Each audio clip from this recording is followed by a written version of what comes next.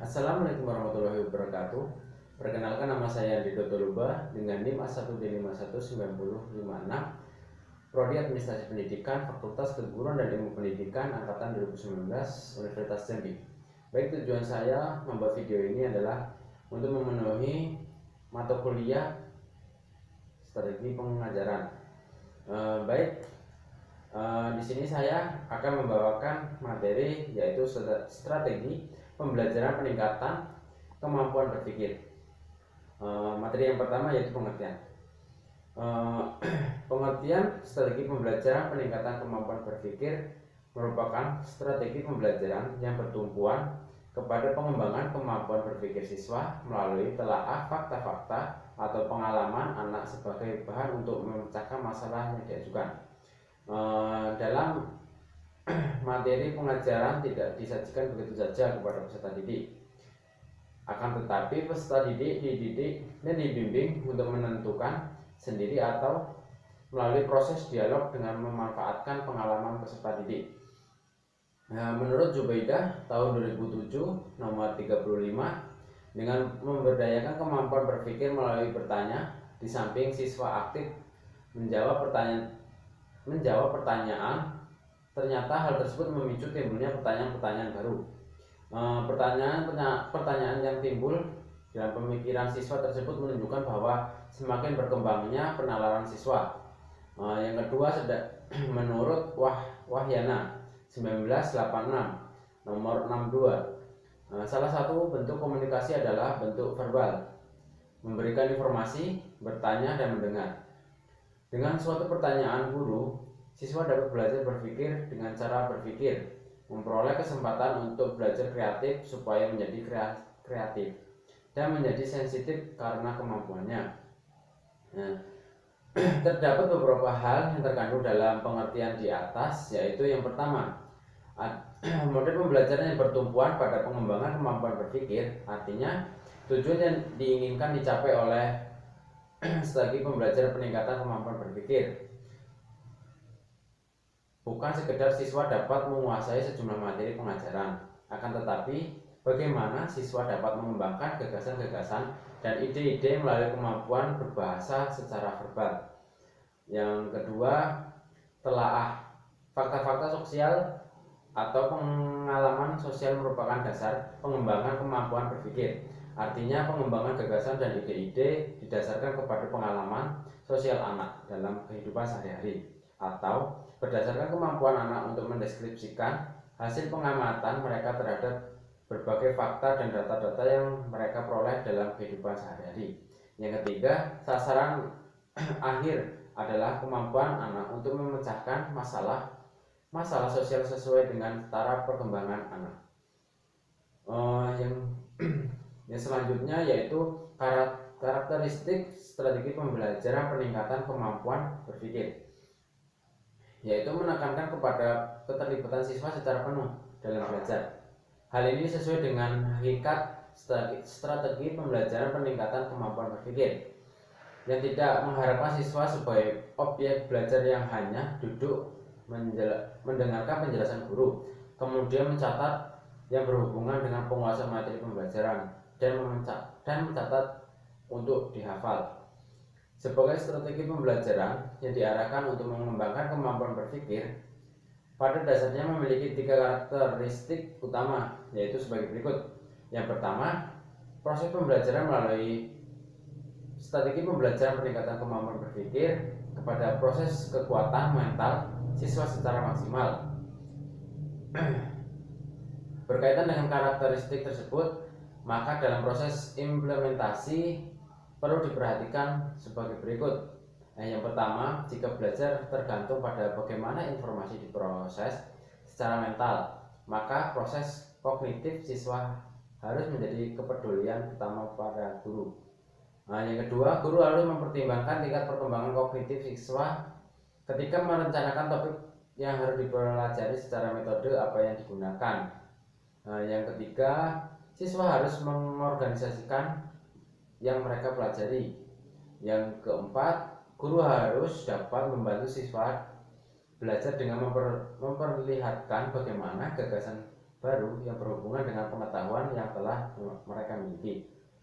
Yang terakhir, siswa harus secara aktif merespon apa yang mereka pelajari. Strategi pembelajaran peningkatan kemampuan berpikir dilaksanakan dalam situasi dialogis dan proses tanya jawab secara terus-menerus. Strategi pembelajaran peningkatan kemampuan berpikir menyadarkan akan dua masalah pokok, yaitu sisi proses dan hasil belajar. Yang selanjutnya itu tahapan pelaksanaan strategi pembelajaran peningkatan kemampuan berpikir. Yang pertama, kegiatan awal, tahap orientasi. Pada tahap ini, guru mengordinasikan siswa pada posisi siap untuk melaksanakan pembelajaran.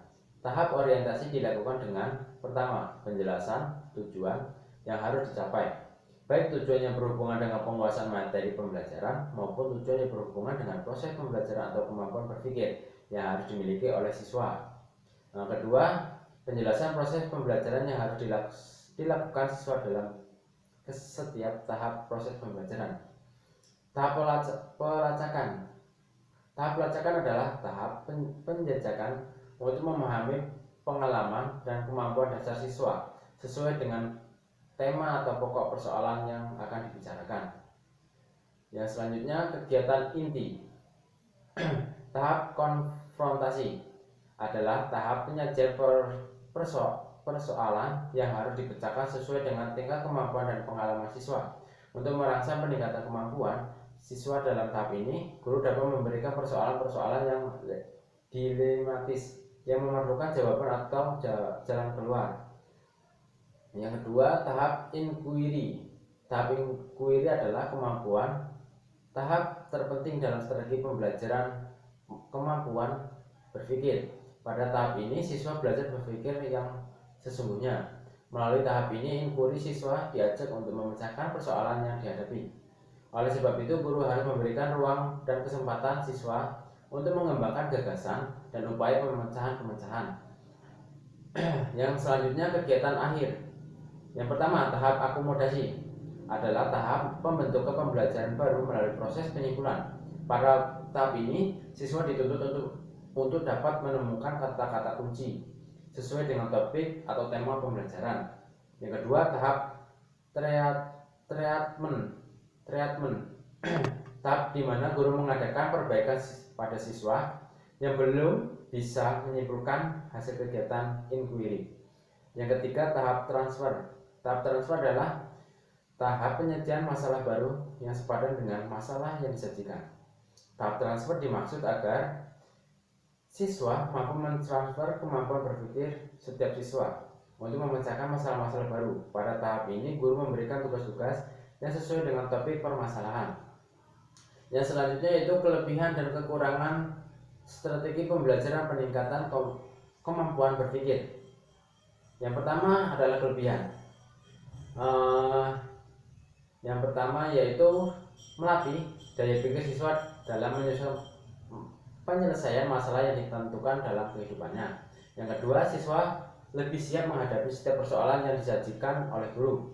Yang ketiga, siswa memprioritaskan lebih aktif dan dalam proses pembelajaran. Yang terakhir, memberikan kebebasan untuk mengeksploitasi kemampuan siswa dengan belajar media yang ada. Yang selanjutnya yaitu kekurangan. Strategi pembelajaran peningkatan kemampuan berpikir yang membutuhkan waktu yang relatif banyak, sehingga jika waktu pembelajaran singkat maka tidak akan berjalan dengan lancar. Yang kedua, siswa yang memiliki kemampuan berpikir rendah akan kesulitan untuk memahami pembelajaran karena siswa selalu akan diarahkan untuk memecahkan masalah-masalah yang baru. Yang ketiga, guru atau siswa yang tidak memiliki kesiapan akan strategi pembelajaran peningkatan kemampuan berpikir akan membantu proses pembelajaran tidak dapat dilaksanakan sebagaimana seharusnya, sehingga tujuan yang ingin dicapai tidak dapat terpenuhi. Yang terakhir, hanya dapat diterapkan dengan baik pada sekolah yang sesuai dengan karakteristik strategi pembelajaran peningkatan kemampuan berpikir itu sendiri. Materi yang selanjutnya yaitu dasar pertimbangan pemilihan strategi pembelajaran peningkatan kemampuan berpikir. Yang pertama, tujuan yang ingin dicapai. Pertanyaan-pertanyaan yang dapat diajukan berkaitan dengan tujuan yang dapat ingin dicapai. Di antaranya, apakah tujuan pembelajaran yang ingin dicapai berkenaan dengan aspek kognitif, afektif, atau psikomotor? Bagaimana kompleksitas tujuan pembelajaran yang ingin dicapai? Apakah tingkat atau tinggi dan rendahnya? Apakah untuk mencapai tujuan itu memerlukan keterampilan akademis? Selanjutnya yaitu bahan atau materi pembelajaran. Pertanyaan-pertanyaan yang dapat diajukan berkaitan dengan bahan atau materi pembelajaran diantaranya, apakah materi pembelajaran itu berupa fakta, konsep, hukum, atau teori tertentu? Apakah untuk mempelajari materi pembelajaran ini memerlukan persyaratan tertentu atau tidak? Apakah kesediaan buku-buku sumber untuk pembelajaran itu sudah ada? Yang selanjutnya, siswa. Pertanyaan-pertanyaan yang dapat diajukan berkaitan dengan siswa diantaranya, apakah strategi pembelajaran sesuai dengan tingkat kemampuan, kematangan siswa? Yang selanjutnya yaitu upaya pemecahan masalah strategi pembelajaran peningkatan kemampuan berpikir. Yang pertama, neokortex adalah bagian dari otak manusia yang dikenal dengan otak berpikir. Terbagi atas dua bagian yaitu otak kiri dan kanan. Neokortex adalah bagian otak yang menyimpan kecerdasan yang lebih tinggi seperti penalaran berpikir secara intelektual, pembuatan keputusan, bahasa, perilaku yang baik, kendali motorik sadar, dan penciptaan gagasan. Neokortex merupakan bagian dari otak manusia yang memiliki manfaat luar biasa dalam kehidupan manusia, yang banyak menyimpan berbagai macam kecerdasan tidak sepenuhnya digunakan manusia. Dan di dalam neokortex tempat informasi yang telah diterima oleh panca indera manusia. Misalnya ketika mata melihat suatu hal yang aneh, neokortex akan bekerja untuk menganalisisnya. Yang kedua, meningkatkan kecerdasan. Multiple intelligence atau MI dalam Farmers of Mind mendefinisikan 6 jenis inteligensi atau kerangka pikir yang masing-masingnya berbeda, dapat ditelusuri sehingga bagian terpisah dari otak manusia. Selanjutnya dikenal sebagai bakat, kecakapan, kapasitas, kemampuan, dan kekuatan manusia, tapi tidak disebutkan inteligensi atau kecerdasan. Yang selanjutnya yaitu tahap pemecahan masalah dengan menggunakan strategi pembelajaran peningkatan kemampuan berpikir.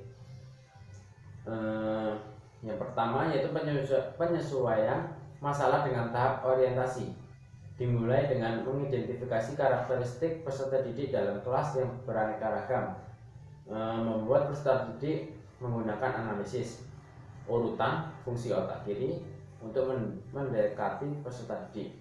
Yang kedua, penyelesaian masalah dengan tahap pelacakan, yaitu mencoba mengingat masa lalu adalah salah satu cara meningkatkan kinerja otak manusia, karena otak manusia selalu berpikir dan terlatih berpikir untuk mengingat peristiwa yang pernah terjadi.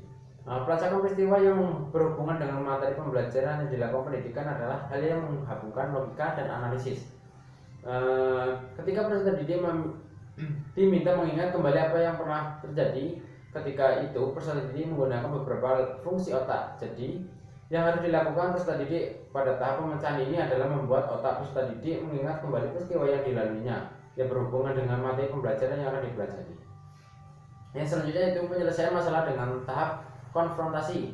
Pada tahap ini pendidik memikirkan permasalahan yang berbeda dengan materi pembelajaran yang sama. Pelaksanaannya biasanya dilakukan bermain.